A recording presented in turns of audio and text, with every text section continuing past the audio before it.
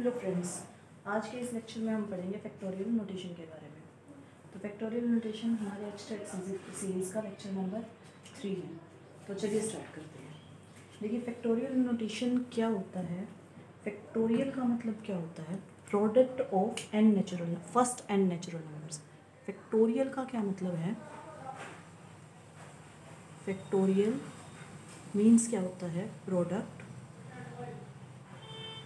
Of n natural numbers. मतलब जो हमारे नेचुरल नंबर्स हैं। नेचुरल नंबर्स कौन से? जो 1 से स्टार्ट होते हैं।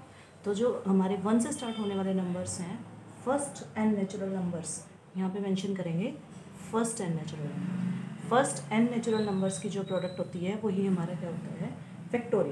Factorial N. अब फैक्टोरियल को हम रिप्रेजेंट करते हैं एक सिंबल से। ये जो सिंबल होता है हमारा फैक्टोरियल का होता है। एक दूसरा सिंबल और यूज़ करते हैं हम एल, ये भी हमारा फैक्टोरियल का सिंबल होता है। मोस्टली हम जो फैक्टोरियल का यूज़ करते हैं ना, ये एक्सक्लेमेटरी साइन यूज़ करते हैं। तो लिखते कैसे हैं? मान लीजिए product of n natural numbers को मुझे फैक्टोरियल के फॉर्म में लिखना है, तो कैसे लिखा जाएगा? एन, उसके सामने ये साइन बना देंगे, एन फैक्टोरियल। अब ये एन फैक्टोरियल को ओपन करेंगे तो ये कैसे लिखेगा? ये लिखा जाएगा डिक्रीजिंग ऑर्डर में। डिक्रीजिंग में सबसे पहले सबसे बड़ा नंबर मतलब एन, इसके बाद इससे छोटा, इसके बाद इससे छोटा नंबर, ऐसे कर करके लास्ट नंबर हमारा क्या होगा? नेचुरल 1। तो इसी तरीके से हम एन फैक्टोरियल को क्या कर लेते हैं? सॉल्व कर लेते हैं। अब मान लीजिए एन फैक्टोरियल की जगह कोई नंबर होता, सपोज़ मेरे पास 4 फैक्टोरियल सॉल्व करना होता, तो सेम इसको भी क्या करूँगी? डिक्रीजिंग ऑर्डर में लिखूँगी। डिक्रीजिंग ऑर्डर में कैसे लिखा जाएगा? ये 3 इंटू, सॉरी स्टार्ट कहाँ से करना है? 4 से स्टार्ट करना है। तो 4 इंटू 3 इंटू 2 इंटू 1, इन सब की क्या कर देंगे? और मल्टीप्लाई। 4 3 ज़ा 12, 12 2 ज़ा 24। तो 4 फैक्टोरियल की वैल्यू क्या निकल गई हमारे पास? 24। सेम ऐसे ही अगर मुझे 5 फैक्टोरियल को लिखना हो, मान लीजिए 5 फैक्टोरियल है, मुझे इसको ओपन करके लिखना है, तो मैं कैसे लिखूँगी? 5 से स्टार्ट कर दूँगी। 5 से स्टार्ट करेंगे तो क्या आ जाएगा? 5 इंटू 4 इंटू 3 इंटू 2 इंटू 1। तो 5 4 ज़ा 20 और 3 2 ज़ा 6। तो आंसर कितना आ गया? 120। तो 5 फैक्टोरियल की वैल्यू क्या है? 120। और इन जनरल हम क्या रिमेंबर करते हैं हमेशा कि एन फैक्टोरियल क्या होता है? N into n minus 1, n minus 2, n minus 3 up to 1। यहाँ तक हम अपने एन फैक्टोरियल को सॉल्व कर सकते हैं। तो अब फैक्टोरियल बेस्ड जो क्वेश्चन होते हैं ना, वो सिंपल होते हैं बिल्कुल। कैसे? सबसे पहले तो हमें यही बोल देगा कि 5 फैक्टोरियल, 3 फैक्टोरियल या 2 फैक्टोरियल है, इसकी वैल्यू निकाल के दिखा दीजिए। या दूसरा कोई भी क्वेश्चन हमारे पास जो होगा वो हो सकता है 5 फैक्टोरियल, जैसे मुझे दे दिया, ये मानकर जैसे मुझे दे दिया 5 फैक्टोरियल अपॉन 2 फैक्टोरियल, इसको सॉल्व करो। तो 5 फैक्टोरियल अपॉन 2 फैक्टोरियल को कैसे सॉल्व करेंगे? 5 फैक्टोरियल को ऊपर ओपन कर लेते हैं। 5 मल्टीप्लाई 4 मल्टीप्लाई 3 मल्टीप्लाई 2 मल्टीप्लाई 1, और इसी के नीचे 2 फैक्टोरियल, 2 मल्टीप्लाई 1, 2 मल्टीप्लाई 1 से 2 मल्टीप्लाई 1 कैंसिल हो गया। 5 4 ज़ा 20, 23 ज़ा 60। तो 5 फैक्टोरियल अपॉन 2 फैक्टोरियल की वैल्यू क्या आ जाती है मेरे पास? 60। अगर ऐसे ही कोई और क्वेश्चन दे दे, जैसे मान लीजिए मुझे क्वेश्चन दे दिया 2n प्लस 2 फैक्टोरियल, अपॉन में मुझे सॉल्व जो करना है वो है मेरे पास 2n फैक्टोरियल। ये क्वेश्चन क्या करना है? वो हमें सॉल्व करना है। ये है क्वेश्चन, इसको सॉल्व करेंगे। इसको सॉल्व कैसे करेंगे? देखिए, सबसे पहले हम जो ये फैक्टोरियल टर्म है ना हमारी 2n प्लस 2 फैक्टोरियल, इसको ओपन कर लेते हैं। तरीका क्या रहेगा? जो डिनोमिनेटर है ना सेम उतना ही ओपन कर लो। तो कैसे लिखेंगे? 2n प्लस 2, इसके बाद 2n प्लस 2 माइनस 1, फिर उसके बाद 2n प्लस 2 माइनस 2, फैक्टोरियल लगा लेंगे क्योंकि इसके बाद वाले टर्म्स हम नहीं निकले, तो इसको यहीं स्टॉप कर दिया। तो नीचे क्या गिवन है? 2n factorial. अब इसको सॉल्व करो। 2n plus 2 as it is, 2n plus 2 as it is रहा, और 2n प्लस 2 माइनस 1 कितना बन गया? 2n प्लस 1, और 2n प्लस 2 माइनस 2 कैंसिल हो गए एक दूसरे से, तो यहाँ बच गया 2n फैक्टोरियल। और अपॉन में क्या चल रहा है? 2n factorial. तो 2n फैक्टोरियल से 2n फैक्टोरियल हो गया। अब हमारे पास जो आंसर आया वो आया 2n प्लस 2, इसकी मल्टीप्लाई मुझे करनी है 2n प्लस 1 से। तो 2n की मल्टीप्लाई 2n से करूँगी तो 4n स्क्वायर आएगा, 2n की मल्टीप्लाई 1 से करूँगी तो 2n आएगा, 2 की मल्टीप्लाई 2n से करूँगी तो 4n, 2 की मल्टीप्लाई 1 से करूँगी तो 2। अब इसको सॉल्व कैसे कर सकते हैं, 4n square plus 6n plus 2, और यही हमारा क्या है क्वेश्चन का सॉल्यूशन है। अब फैक्टोरियल बेस्ड हमारा सेकंड क्वेश्चन है। देखिए हमें दे रखा है n+1 factorial is equals to 90 into n-1 factorial. इस क्वेश्चन में हमें फाइंड आउट करनी है n की वैल्यू की, n क्या होगा, तो सॉल्व करते हैं। तो इधर वाला फैक्टोरियल खोलूँगी तो मैं क्या बनेगा n+1, फिर उसके बाद एक खत्म हो गया तो n, और उसके बाद क्या आ जाएगा n-1 फैक्टोरियल। देखिए इधर भी n-1 है ना, तो इसको यहीं स्टॉप कर लो, तो is equals to 90 n-1 factorial. तो ये n-1 इस n-1 फैक्टोरियल को कैंसिल कर देगा। मेरे पास जो आंसर बचा वो क्या आया, अब n+1 into n is equals to 90। अब इसकी मल्टीप्लाई कर लेते हैं, n square plus n is equals to 90। अब इसको सॉल्व करेंगे तो क्या आ जाएगा, n square plus n minus 90। अब इसको हम स्प्लिटिंग द मिडल टर्म से करेंगे। स्प्लिटिंग द मिडल टर्म से कैसे करेंगे, या तो स्प्लिटिंग द मिडल टर्म से कर लो, या इसको ऐसे ही कर लो। इसको ऐसे ही कैसे कर सकते हैं, देखो इसी को सॉल्व करते हैं। इधर है n+1 इंटू n, तो मतलब 90 को कुछ इस तरीके से ब्रेक कर लेते हैं कि जो ये n+1 इंटू n की फॉर्म में बन जाए। तो मान लीजिए n मैंने लिख दिया 90 को 9+1 इंटू में 9, तो देखिए इधर n इधर 9 आ गया, +1 हो गया, और ये 9 है तो ये भी 9 आ गया। तो अगर मैं सिर्फ इसको कंपेयर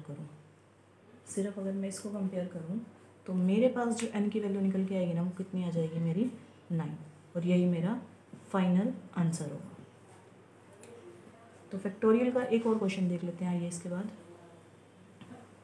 फैक्टोरियल का हमारा दूसरा क्वेश्चन क्या है, हमें गिवन है x/10 factorial is equals to 1/8 factorial plus 1/9 factorial. मुझे यहाँ पे क्या फाइंड आउट करना है, x फाइंड आउट करना है। तो x कैसे फाइंड आउट करेंगे, सबसे पहले मैं क्रॉस मल्टीप्लाई कर लेती हूँ। क्रॉस मल्टीप्लाई कैसे, जो ये 10 है ना, इसको उधर मल्टीप्लाई कर देते हैं क्योंकि इधर डिवाइड हो रही है। तो क्या बनेगा, x is equals to 10 factorial upon 8 factorial plus 10 factorial upon 9 factorial. अब जो बड़े वाला फैक्टोरियल है उसको ओपन कर लो, तो ये आ जाएगा x is equals to 10 into 9 into 8 factorial upon में क्या रहेगा 8 फैक्टोरियल प्लस 10 फैक्टोरियल को क्या लिखेंगे 10 इंटू 9 फैक्टोरियल अपॉन में 9 फैक्टोरियल। तो देखिए ये 9 फैक्टोरियल इस 9 फैक्टोरियल से कैंसिल, ये 8 फैक्टोरियल इस 8 फैक्टोरियल से कैंसिल। तो जो x की वैल्यू निकलेगी वो क्या निकलेगी, 9 10 जा 90, बीच में है प्लस और इधर है 10। तो x की वैल्यू कितनी निकाल ली हमने 100। तो यही हमारा फाइनल आंसर है। तो यही था हमारा क्वेश्चन। इसमें हमें क्या करना था, देखिए गिवन क्या था, x/10 factorial is equals to किसके हैं 1/8 फैक्टोरियल प्लस 1/9 फैक्टोरियल। ये गिवन किसके, x की वैल्यू मैंने क्या कर ली, यहाँ से x की वैल्यू फाइंड आउट कर ली। क्या किया, 10 फैक्टोरियल को उधर ले जाके दोनों से मल्टीप्लाई कर दिया। तो 10 फैक्टोरियल की वैल्यू ओपन कर ली इसके डिनोमिनेटर तक, ऐसे ही इधर भी 10 फैक्टोरियल की वैल्यू लिख ली मैंने 9 फैक्टोरियल तक। कैंसिल करने के बाद ऐड ऑन कर दिया और हमारा फाइनल आंसर आ गया। अब मान लीजिए एक और क्वेश्चन है, फैक्टोरियल बेस्ड ही है। मेरे पास एक क्वेश्चन है, मुझे एलसीएम निकालना है, फाइंड करना है एलसीएम। एलसीएम किसका निकालना है, और एलसीएम निकालना है 5 फैक्टोरियल 6 फैक्टोरियल और 7 फैक्टोरियल का। मुझे इनका एलसीएम निकालना है। तो इनका एलसीएम कैसे निकाला जाएगा ये देख लेते हैं। ये जो होगा इसको क्या लिख सकते हो, 5 फैक्टोरियल को एज इट इज़ रहने दो। 6 फैक्टोरियल को क्या लिखा जा सकता है, 6 इंटू 5 फैक्टोरियल लिख सकते हैं। उसके बाद 7 फैक्टोरियल को क्या लिखा जा सकता है, यहाँ पे हम लगा लेते हैं 7 फैक्टोरियल का लिख सकते हैं 7 मल्टीप्लाई 6 और इंटू में 5 फैक्टोरियल।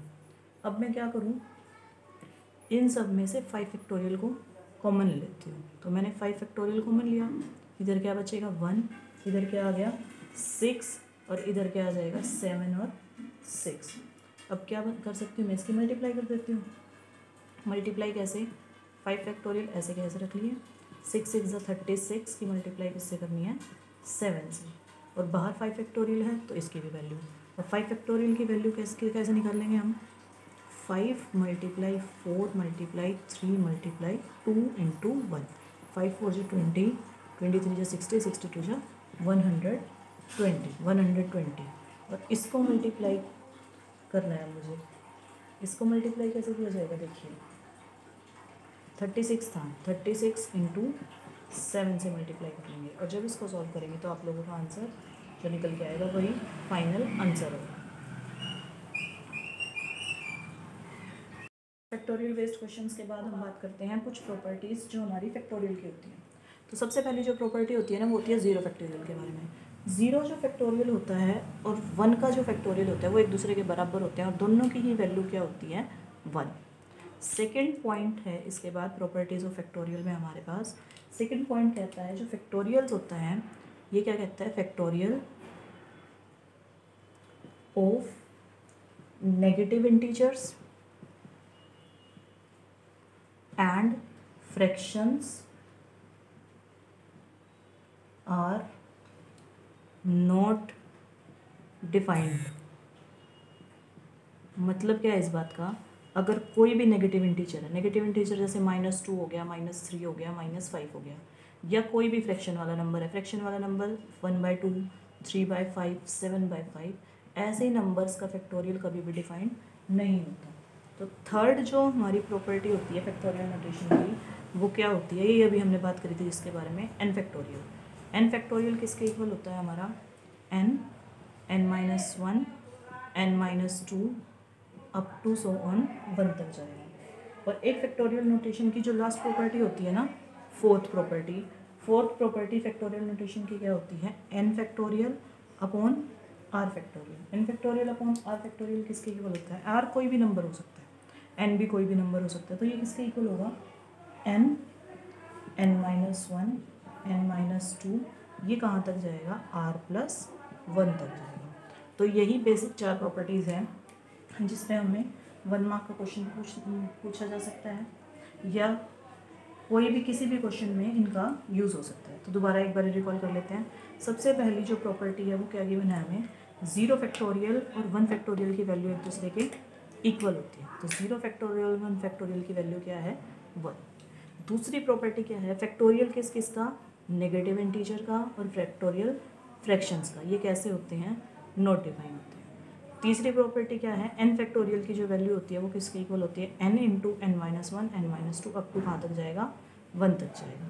फोर्थ प्रॉपर्टी क्या होती है, n फैक्टोरियल और r factorial, n factorial upon r factorial किसके इक्वल होगा n into n-1, n-2 up to कहाँ तक जाएगा, अब की बार 1 तक नहीं जाएगा, ये जाएगा r+1 तक।